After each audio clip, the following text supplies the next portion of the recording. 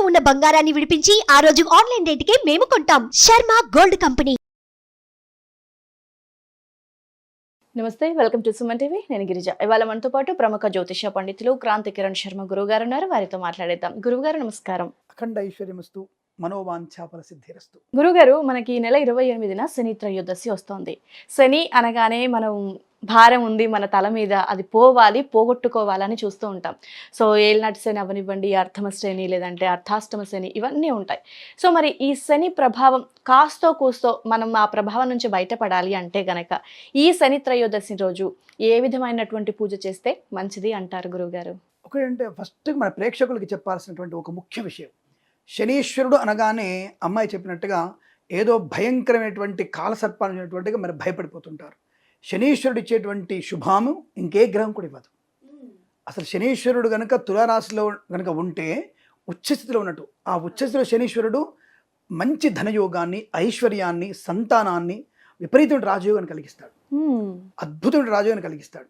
మరి అటువంటి దాన్ని అందరూ అంటే ఒకటి మన సోషల్ మీడియా పెరిగిన తర్వాత పాండిత్యం పెరిగిపోయింది. అంటే మీలాంటి వాళ్ళ యొక్క అంటే మీరందరూ కూడా మంచి మంచి వాళ్ళని పైకి తీసుకునే తపన వల్ల అనవసరమైనటువంటి వ్యక్తులు కూడా చెత్తలో వచ్చేసారు కొంతమంది. తప్పుగా అనుకోవద్దు.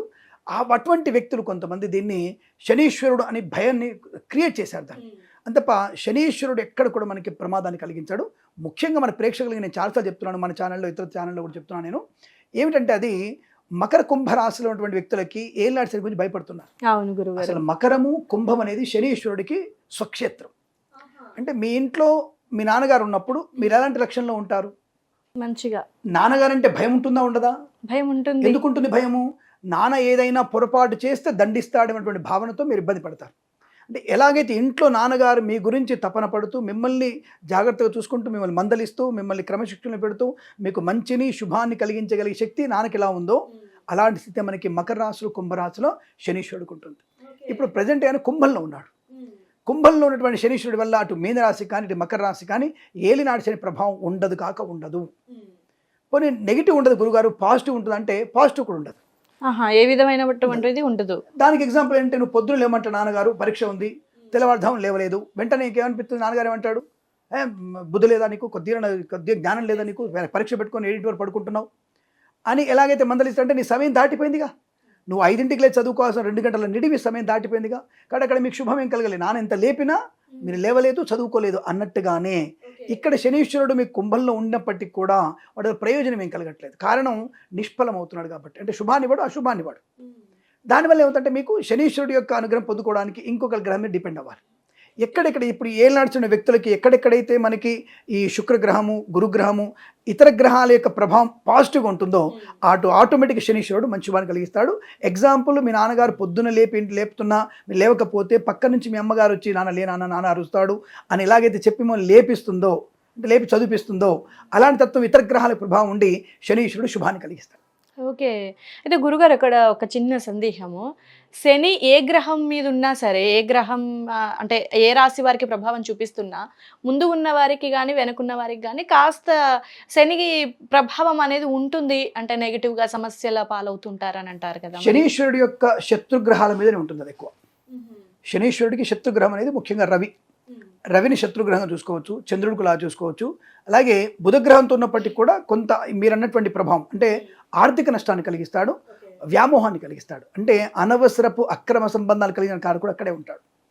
ఈ తత్వం వల్లనే మనకి అనేక రకాల ఇబ్బందులు ఏర్పడుతుంది. మీరు అన్నట్టుగా రవి, చంద్ర, బుధగ్రహాల యొక్క ప్రభావంతో శనీశ్వరుడు ఉన్నప్పుడు శనీశ్వరుడు యొక్క డామినేషన్ వల్ల లేనిపోయిన అనవసరపు భావోద్వేగాలను కలిగిస్తాడు, ఆర్థిక నష్టాన్ని కలిగిస్తాడు, మద్యపాన సేవన చేస్తాడు, ఇలాంటివన్నీ చేస్తుంటాడు.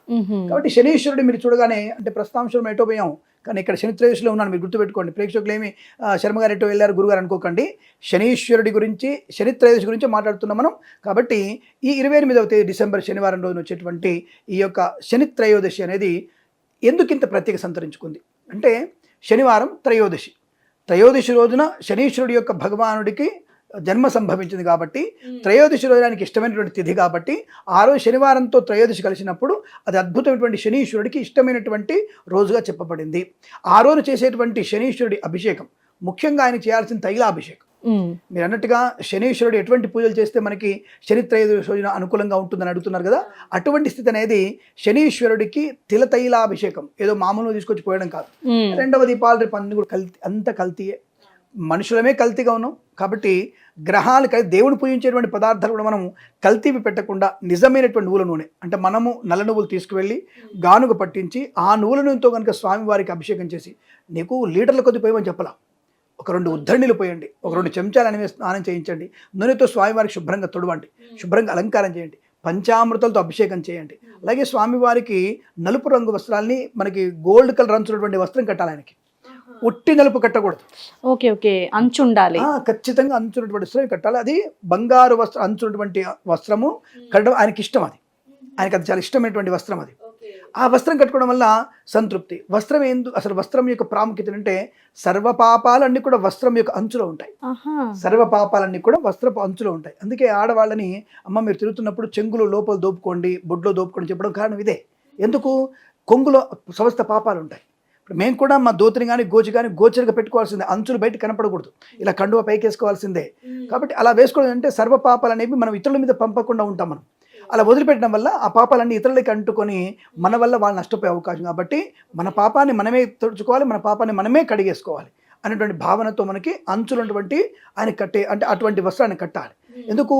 పాప సంహరణ కలిగించేవాడు భగవంతుడు. కాబట్టి ఏ భగవంతుడు సరే అంచులేనటువంటి వస్త్రం కట్టకూడదు. ఎవరికైనా దానం ఇచ్చినప్పుడు కూడా అంచులేని వస్త్రము దానం ఇవ్వకూడదు, అంచున్న వస్త్రమే దానం ఇవ్వాలి. అంటే ఫలితం ఉండదంటారా గురుగారు? సమస్త ఫలితాలు ఏముండవు మీకు. వస్త్రద్వయం అందులో వస్త్రం ఇచ్చినప్పుడు 2 ఇవ్వాలి. ఇప్పుడు శనీశ్వరుడు కూడా కింద ఒక దోతిలాగా పైన కండువలాగా 2 వేయాలి.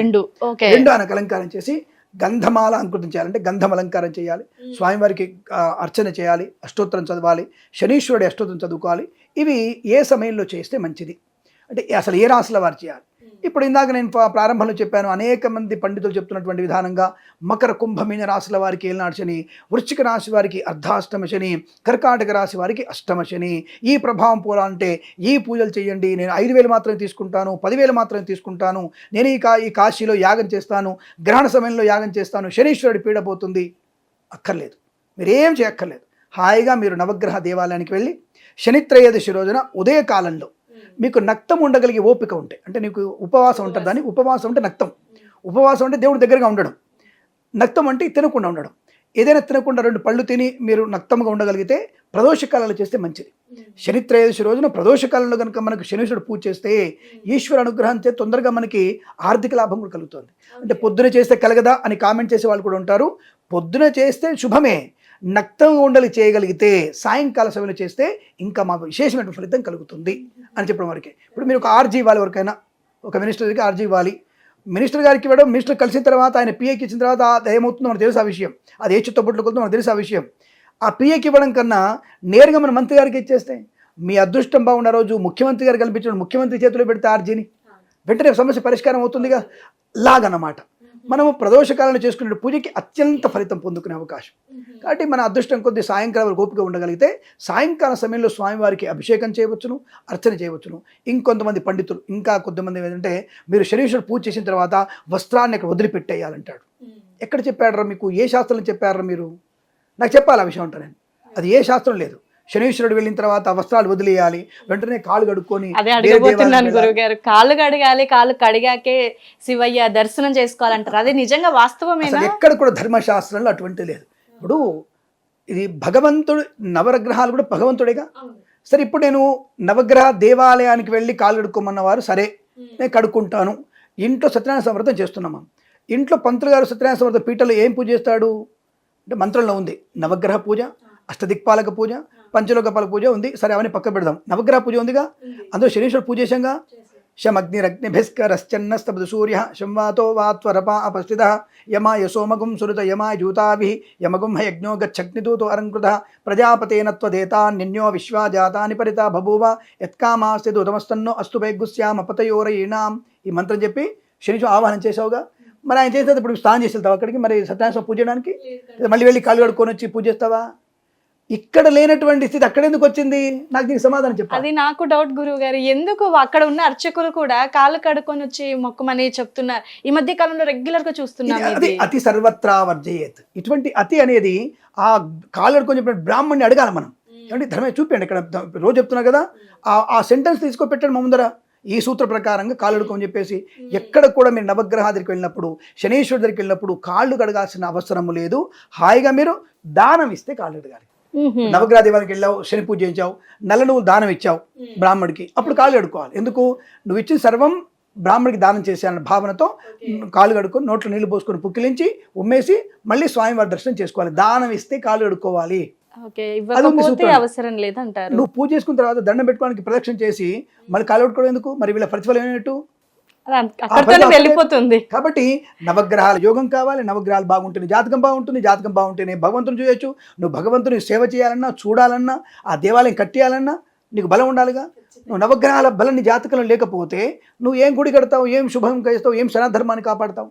కాబట్టి అక్కడ నవగ్రహ దేవాలయం శనీశ్వరుడికి చేసిన పూజ తర్వాత కాళ్ళు కడుక్కోవాలి, బట్టలు ఇప్పేసేయాలన్నటువంటి భావన లేదు. అది ఏ శాస్త్రంలో చెప్పబడలేదు. హాయిగా మీరు నేరుగా శివయ్య దగ్గరికి వెళ్ళవచ్చు, విష్ణుమూర్తి దగ్గరికి వెళ్ళవచ్చు, అమ్మవారి దగ్గరికి వెళ్ళవచ్చు, నమస్కారం చేసుకోవచ్చు, వారి కొబ్బరికాయలు కొట్టవచ్చు, వాళ్ళకి అభిషేకాలు చేయవచ్చు. కాబట్టి మీరు కంగారు పడాల్సిన అవసరం లేదు. హాయిగా మీరు ఇటువంటి శనిత్రయోదశి పూజ చేసుకోవడం వల్ల ప్రయోజనం ఉంటుంది. ఇక జన్మ జాతకంలో కనుక మనకి శని దోషం ఉన్నప్పుడు, అంటే శనీశ్వరుడి యొక్క మహాదశ ఉన్నప్పుడు ఎలా తెలుస్తుంది? దాన్ని ఎలా కనిపెట్టాలి మనం అంటే, శనీశ్వరుడి ప్రభావం మనకి 2 రకాలు తెలుస్తుంది. ఒకటి మానసిక వైకల్యం, మానసికమైనటువంటి పూర్తి వైకల్యాన్ని పొందుకునేటువంటి అవకాశం. రెండవది మనకి ఆర్థికమైన నష్టాన్ని. ఈ 2 ప్రభావాలు మనకి ఎక్కువగా ఉంటాయి. ఈ 2 ప్రభావాలతో మనం కనిపెట్టేయచ్చు. మానసికంగా ఏదైనా ఇబ్బంది కలుగుతుంది, ఇంట్లో చికాకులు ప్రారంభమైనాయి, దానివల్ల ఇబ్బంది పడుతుంది.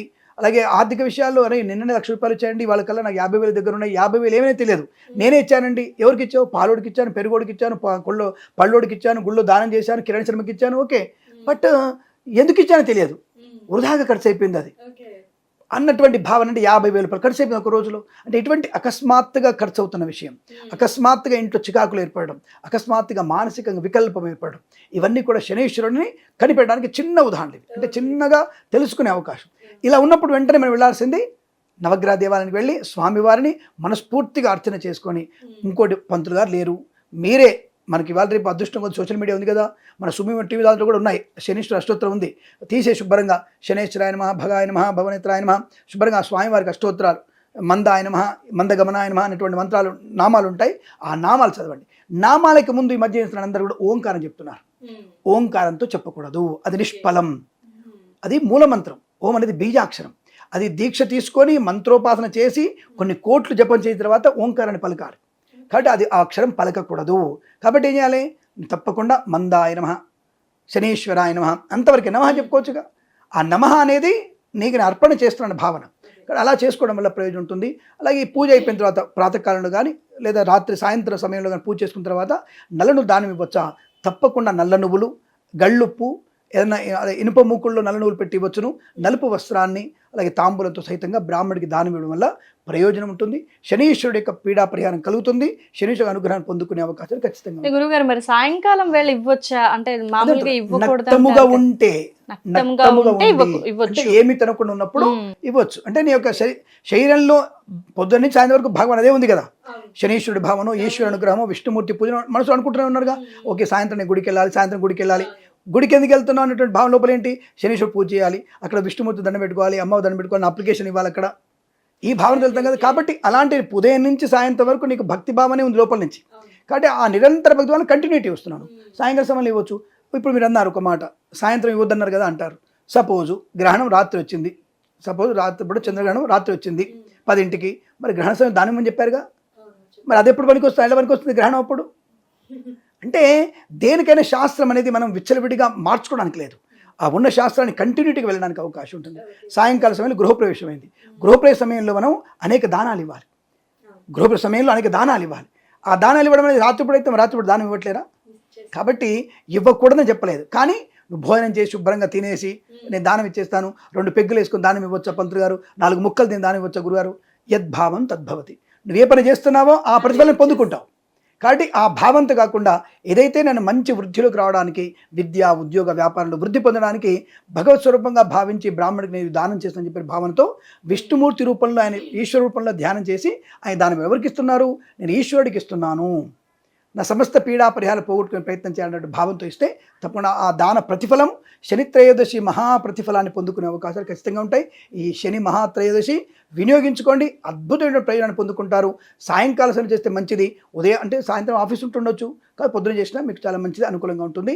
ఈ శని త్రయోదశి విశేషంగా కలిసి వచ్చేది సినిమా వాళ్ళకి బాగా కలిసి వస్తుంది. అలాగే మనలాంటి సోషల్ మీడియా వాళ్ళకి కూడా ఈ శని బాగా కలిసి వస్తుంది. ఎందుకంటే ఆ నక్షత్రం అద్భుతంగా ఉంది ఆ రోజు, అంటే శుభ నక్షత్రం వల్ల మీకు అనుకూలత ఉంటుంది. వాళ్ళు తప్పకుండా చేయండి. సో చాలా మంది భయపడే విధంగానే ఉంటుంది. శని అంటే మనకు అన్ని సకల శుభాలు కలుగజేసేవాడైనా కూడా కొంచెం నెగిటివ్గా ఉంటుంది. సో వాళ్ళకున్న సందేహాలని చాలా చక్కగా మీ విశ్లేషణతో నివృత్తి చేశారు గురుగారు. ధన్యవాదాలు. సర్వే జనా సుఖినో భవంతు. ప్రేమతో మీ కిరణ్ శర్మ.